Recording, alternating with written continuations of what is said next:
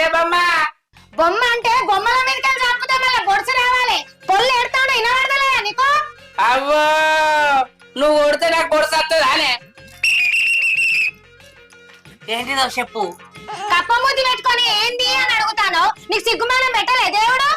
బయట పని చేసే శాత కాదు ఇంట్లో పొలం ఎత్తుకో శాత కదా నీకు నాకేం పని లేదే